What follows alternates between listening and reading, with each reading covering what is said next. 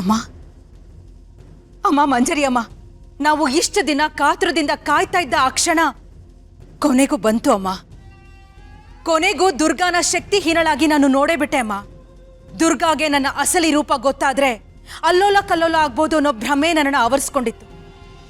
ಆದ್ರೆ ಅವಳಿಗೆ ನನ್ನ ಬಗ್ಗೆ ಸತ್ಯ ಗೊತ್ತಾದ್ರೂ ಅವಳಿಂದ ಏನು ಮಾಡೋದಕ್ಕಾಗ್ಲಿಲ್ಲ, ಯಾವ ಪ್ರಯೋಜನನೂ ಆಗ್ಲಿಲ್ಲ ಅಮ್ಮ.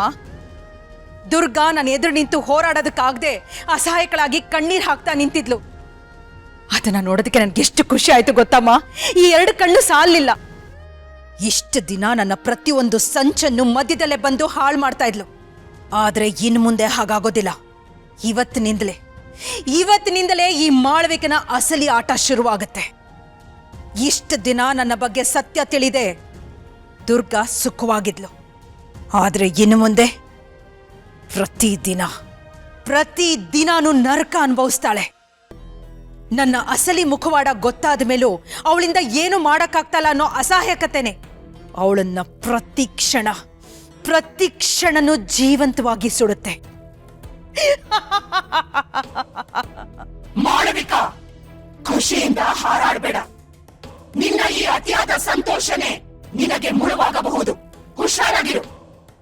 ನೀನ್ ಅಂದುಕೊಂಡಿರೋ ಅಷ್ಟು ಸಾಮಾನ್ಯದೊಳಲ್ಲ ದುರ್ಗಾ.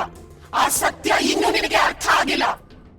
ಆ ಹುಡುಗಿಗೆ ನಮ್ಮ ಸತ್ಯ ಗೊತ್ತಿಲ್ಲದೆ ಇದ್ದಾಗಲೇ ಅವಳೊಬ್ಬಳೇ ನಮ್ಮ ಎಲ್ಲಾ ಶಕ್ತಿಗಳ ವಿರುದ್ಧ ಹೋರಾಡಿ ಗೆದ್ದಿದ್ದಾಳೆ.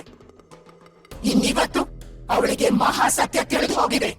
ಇನ್ನು ಮುಂದೆ ಅವಳು ಮೊದಲಿಗಿಂತ 10 ಪಟ್ಟು ಹೆಚ್ಚು ಕಠಿಣವಾಗಿ ರೌದ್ರವಾಗಿ ನಮ್ಮ ಮೇಲೆ ತಿರುಗಿ ಬೀಳ್ತಾಳೆ. ಅವಳ ಮುಂದಿನ ಹೆಜ್ಜೆ ತುಂಬಾನೇ ಅಪಾಯಕಾರಿಯಾಗಿರುತ್ತೆ. ಎಚ್ಚರಿಕೆಯಿಂದ ಇರು ಮಾಳವಿಕಾ. ಹೌದಮ್ಮ, ನೀವ್ ಹೇಳ್ತಾ ಇರೋದು ನಿಜನೇ. ಇನ್ ಮುಂದೆ ನನ್ನ ಪ್ರತಿಯೊಂದು ಹೆಜ್ಜೆನೂ ತುಂಬಾ ಎಚ್ಚರಿಕೆಯಿಂದಲೇ ಇಡ್ತೀನಿ.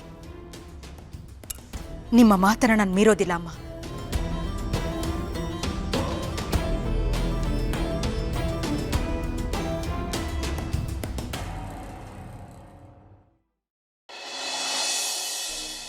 Cheers!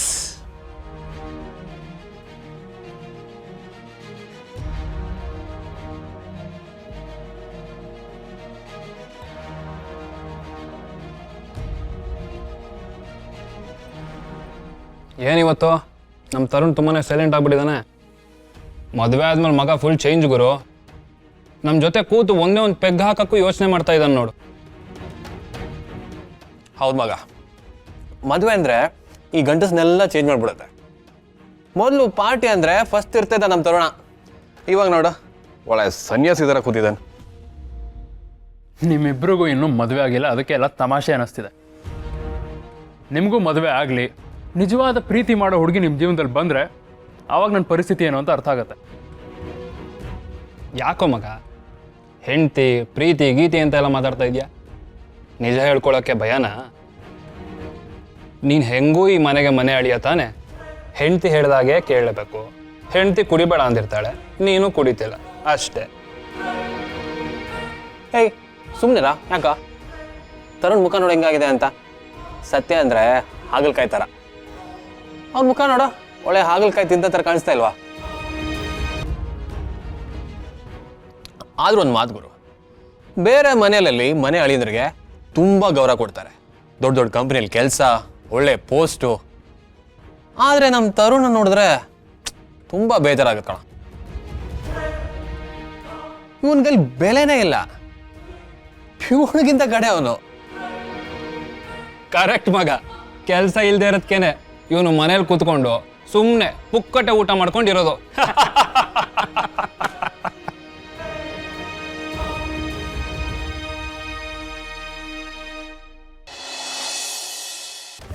ದುರ್ಗಾ, ದುರ್ಗಾ ಏನಾಯ್ತು? ಇಲ್ಲಿ ಕೂತ್ಕೊಂಡು ಯಾಕೆ ಹೇಳ್ತಾ ಇದೀಯಾ?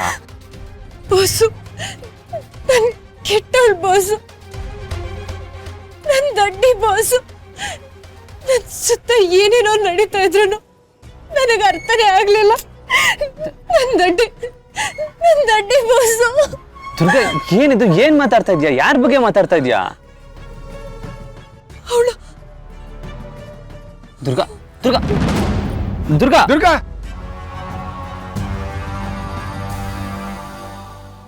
ದುರ್ಗಂಗೆ ಏನೋ ಆಗ್ತಾ ಇದೆ. ಶರತ್, ಇಲ್ಲಿ ಮಾತಾಡೋದು ಬೇಡ.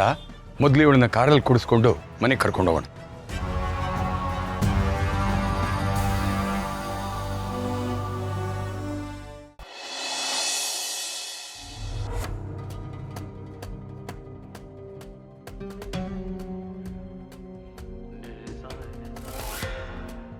ದುರ್ಗಾ ದುರ್ಗಾ ದುರ್ಗಾ ದುರ್ಗಾ, ಎಚ್ಚರ ಮಾಡ್ಕೊಳ್ಳಮ್ಮ.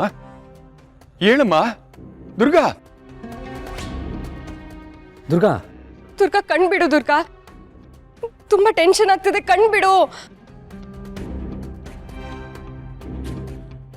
ಶರತ್,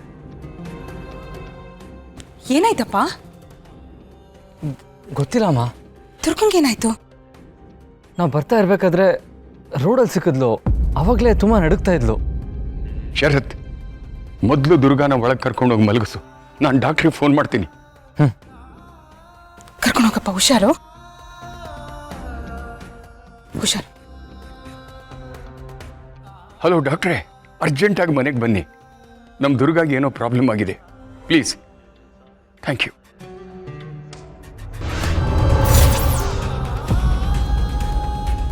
ದುರ್ಗಂಗೆ ಏನಾಯ್ತು? ಏನಾಯ್ತು ಅವಳಿಗೆ? ಯಾಕೆ ಹೀಗಿದ್ದಾಳೆ?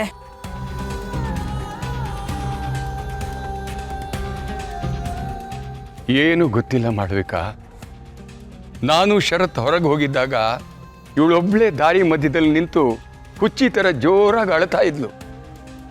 ಏನೋ ದೊಡ್ಡ ಅನಾಹುತ ಆಗಿರೋ ಥರ ಮುಖದಲ್ಲಿ ಆತಂಕ ಇತ್ತು. ನಾವು ಹತ್ರ ಹೋಗಿ ಕೇಳಿದ್ವು ಏನಾಯ್ತಮ್ಮ ಅಂತ. ಅವಳು ಏನೂ ಮಾತಾಡಲಿಲ್ಲ, ಬರೀ ಅಳ್ತಾನೇ ಇದ್ಲು. ಹಾಗೆ ಅಳ್ತಾ ಅಳ್ತಾ ನಮ್ಮ ಕಣ್ಣೆದುರಿಗೆ ಇದ್ದಕ್ಕಿದ್ದ ಹಾಗೆ ಪ್ರಜ್ಞೆ ತಪ್ಪಿದ್ಬಿಟ್ಲು.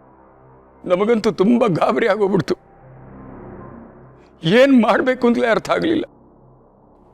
ಗಾಬರಿ ಆಗ್ಬೇಡಿ ನೀವು. ದುರ್ಗಂಗೆ ಸುಸ್ತಾಗಿರುತ್ತಷ್ಟೇ. ನೀವೇ ಹೀಗೆ ಬೇಜಾರು ಮಾಡ್ಕೊಂಡ್ರೆ ಹೇಗೆ ಹೇಳಿ? ಶರತ್ಗೆ ಧೈರ್ಯ ಹೇಳಬೇಕಲ್ವಾ? ಹೋಗಿ ಸ್ವಲ್ಪ ಹೊತ್ತು ನೀವು ರೆಸ್ಟ್ ತಗೊಳ್ಳಿ, ನಾನೆಲ್ಲ ನೋಡ್ಕೊಳ್ತೀನಿ. ಹೊರಡಿ.